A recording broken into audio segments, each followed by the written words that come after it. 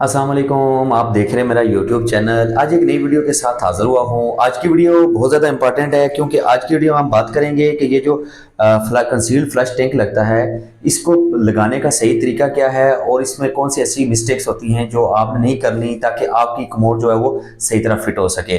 उसके अलावा ये भी इस वीडियो में डिस्कस करेंगे कि ये फुल फ्रेम वाली फ्लश टैंक की लगानी चाहिए या हाफ फ्रेम वाली लगानी चाहिए। उसके अलावा इसका जो फिनिश फ्लोर लेवल है उससे यानी हाइट कितनी होनी चाहिए। ये 2 से 3 चीज़ें इंशाल्लाह इस वीडियो में डिस्कस करते हैं। चलते हैं वीडियो की तरफ। सबसे पहले मैं अगर आपको बताऊं तो यहाँ पर हम कोटा कंपनी की फ्लश टैंकी जो है वो यहाँ इस्तेमाल कर रहे हैं और फुल फ्रेम में इस्तेमाल कर रहे हैं। ये आपको नजर आ रहा होगी फुल फ्रेम में।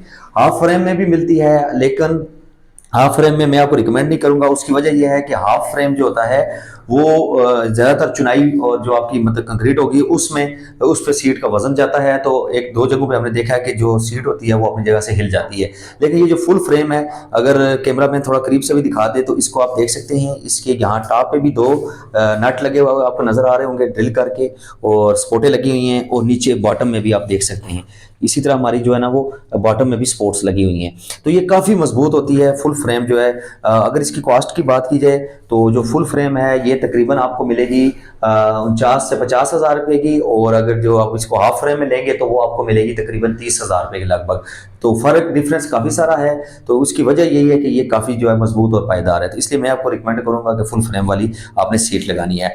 अभी अगर बात की जाए कि फिनिश फ्लोर लेवल से आपकी ये जो कमोड होती है इसकी हाइट कितनी होनी चाहिए, तो आपकी जो फिनिश फ्लोर हाइट है यानी आपकी जो टाइल लग जाएगी फर्श की, वहां से इसका जो सेंटर पॉइंट है, ये जो पाइप सीवरेज वाला होगा इसका जो सेंटर पॉइंट है ये होना चाहिए 10 इंच, 9.5 इंच या 10 इंच। अगर मैं आपको यहाँ पर अभी दिखा भी दूं तो अभी आपको, क्योंकि अभी हमारा इसका प्लस्तर नहीं हुआ, तो अभी आप देख सकते हैं ये 1 फीट हमने रखा हुआ है। ये इतना नीचे से हमारा प्लस्तर और टाइल का मार्जिन आएगा, तो फिर जो है ये हमारी एग्जैक्ट जो हाइट बच जाएगी वो तकरीबन 10 इंच।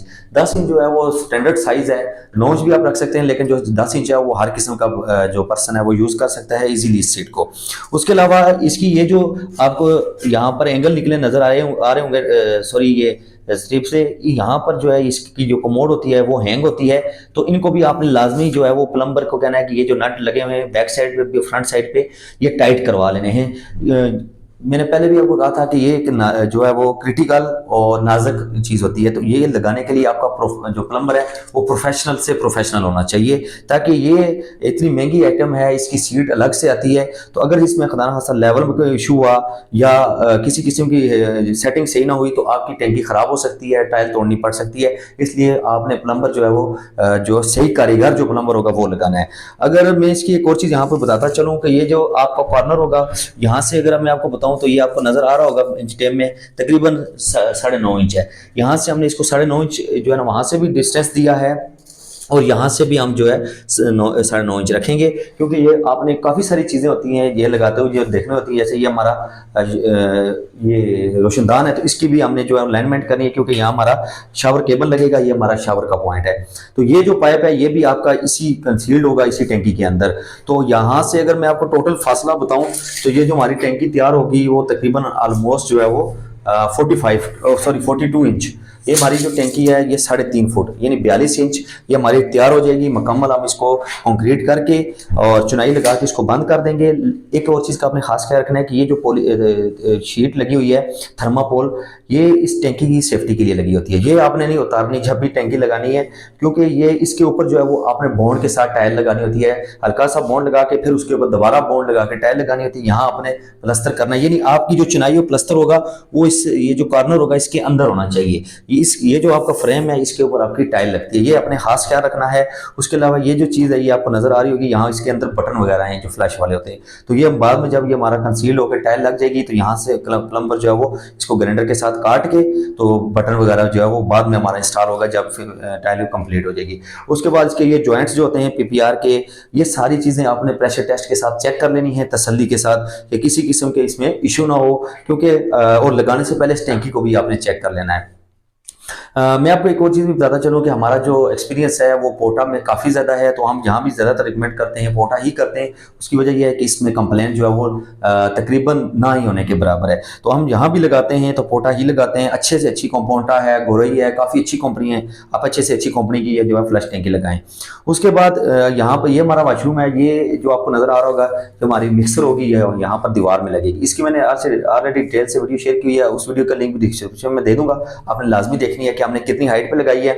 उसके अलावा इसकी जो हाइट होगी वो तकरीबन यहाँ तक आपने इसकी चुनाई और प्लस्तर करके इसको तैयार करना है। इंशाल्लाह जब ये फ्लश टैंकी बिल्कुल रेडी हो जाएगी, तैयार हो गए, तो फिर मैं आपके साथ डिटेल से वीडियो के दूसरी भी शेयर करूंगा कि जी हमने इसकी चुनाई कैसे की है, फिर इसको प्लस्तर कैसे किया और फिर हमने इसकी टाइल कैसे लगाई है। लेकिन कुछ चीज़ें मैंने आपको जैसे बताया कि आपने फिनिश फ्लोर लेवल से ये जो आपका सेंटर पॉइंट होगा यानी सीट का वो 10 इंच होना चाहिए। 10 इंच से ज़्यादा हाइट ना हो, फिर आपको यूज़ करने में प्रॉब्लम होगी। उसके अलावा ये जो इसकी फ्लश टैंकी है इसके ऊपर थर्माकोल शीट लगी हुई है, ये आपने नहीं उतारनी, ये अक्सर जो है वो मिस्टेक उतार दी जाती है, तो ये आपने नहीं उतारनी, इसके ऊपर ही आपने लगाना क्योंकि ये टैंकी की सेफ्टी के लिए होता है। उसके बाद ये जो पाइप पीपीआर के हैं ये लाजमी आपने चेक कर लेने हैं इसको इंस्टॉल करने से पहले। और ये जो आपको मैंने जैसे पहले वीडियो में दिखाया इसकी मजबूती को आपने खास करके चेक करना है, हिला के इसके ऊपर बेशक आप चढ़ सकते हैं ताकि इसको आपने जब सही कंफर्टेबल आप हो जाए कि ये मजबूत है, उसके बाद आपने इसकी चुनाई और जो है वो करनी है, प्लस्तर करना है और टाइल लगानी है, क्योंकि ये कंसील हो जाती है। तो अगर आप इसमें कोई मिस्टेक करेंगे तो फिर आपके लिए टेंशन और परेशानी का सबब बनेगी और सेम भी आती रहेगी आपके घर में। टैंकी आपने लगाने से पहले चेक कर लेनी है प्रेशर टेस्ट दे के। उसके बाद हैंड लेवल के साथ भी मैं आपको चेक कराता हूँ, इसका ये लेवल भी आपने चेक करना है और साइडों के लेवल भी चेक करने हैं। हैंड लेवल में ज़रा लेके आता हूँ। अच्छा जी, ये अभी मैं हैंड लेवल के साथ भी आपको इसका जो टॉप और साइडें चेक करवाता हूँ कि आपने हैंड लेवल के साथ इसकी जो लेवलिंग है वो लाजमी चेक करनी है। जैसे मैंने लेवल का आपको पहले बता दिया कि आपकी ये टैंकी तब लगती है जब आपने वॉशरूम का लेवल निकाल लेना है, यानी टाइल का जब लेवल निकल जाएगा प्लस्तर, उसके बाद आपने ये फ्लश टैंकी लगानी होती है। तो ये भी आपको अगर कैमरा में थोड़ा जूम करके दिखा दे, यहाँ पर आपको नज़र आ रहा होगा ये इसका लेवल, मैं आपको थोड़ा हिला के भी चेक कर दूं, आपको ये बबल नज़र आ रही होगी। और इसके अलावा ये साइडों पे भी अगर आपको मैं दिखा दूं, ये आपको नज़र आ रहा हो इसका साइड। और उसके अलावा एक और चीज़ मैं आपको बताता चलूँ कि इसकी जो साइड से आपने मेजरमेंट रखनी है वो यहाँ पर हमने 5.5 इंच रखी हुई है। थोड़ा सा कैमरा मैंने अगर जूम करके दिखा दे, ये देख सकते हैं ये 5.5 इंच इस साइड से है और 5.5 इंच हमारी जो है वो इस साइड से भी है। तो जब ये हमारी फ्लैश टैंकी चुनाई प्लस्तर तैयार हो जाएगी और तकरीबन ऑलमोस्ट 8 से 8.5 इंच जो है ना वो हमारी बिल्कुल रेडी हो जाएगी टाइल वगैरह फिनिश करके।